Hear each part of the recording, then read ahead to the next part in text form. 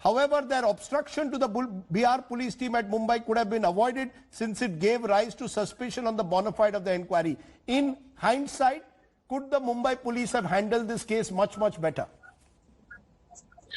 Rajdeep, let me preface it by saying that when politics gets mixed with the judicial process, justice is always the victim.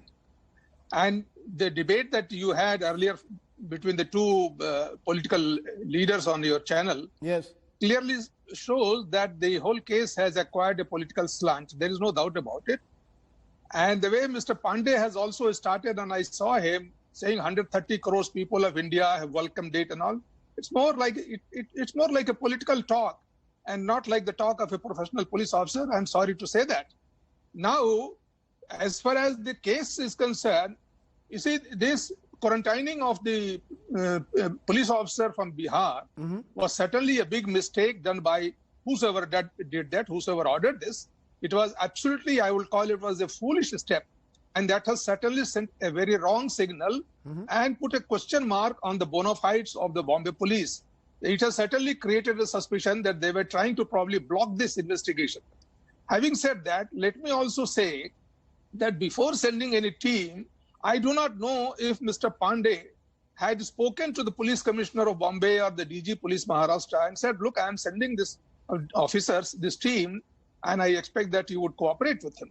I think if there was a little bit of coordination between the two police chiefs, things would have not gone the wrong way the way it did. Now, as far as the your question whether the Bombay police or the Maharashtra government could have handled the case better, I would certainly say yes, it could have handled the case better.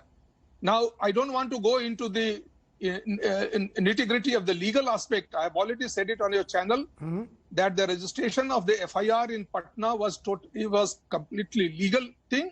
A complaint of a cognizable offense can be lodged anywhere in the country depending on the convenience of the complainant. But the investigation of that complaint cannot be done by a police team which does not have a jurisdiction over the place where the cause of action lies. This is a settled law. I can quote the rulings of the many high courts and Supreme Court. It. That has been settled today, controversially, some would say, by the Supreme Court. But I want to ask you, what happens? But the Supreme Court has used a veto power, I would say, an extraordinary power under Article 142 to say that, well, whatever is the decision is the final. There is no scope for any talk on that. Right. Supreme Court has not adversely commented on the inquiry made by the Bombay police. Bombay police, whether it should have registered a case of murder straight away or not, is totally, a very confused kind of a debate going on. But I would say that the Bombay police of the government of Maharashtra could have handled it better if it had invited the police officers who came and discussed with them, yes, let us know what is the problem.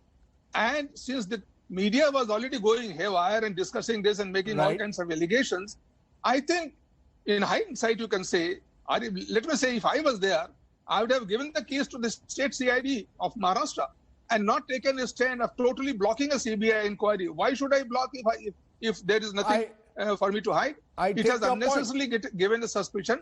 But the Supreme Court's observation that the investigation or the inquiry made by Bombay police under 174 was nothing suspicious, and he says that it has not found any fault with that.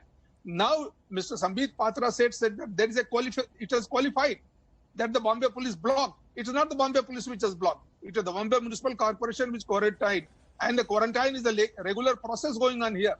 But I would still feel if that could have been avoided, the Bombay police and the state of Maharashtra could have escaped from the embarrassment. It has been now put in a box where it has to answer all kinds of questions. To sum it up, I would say the Supreme Court judgment must be welcomed. Now that the Supreme Court has ordered a CBI inquiry, let us leave it at that. Let there be a fair and impartial inquiry under a calm and quiet atmosphere.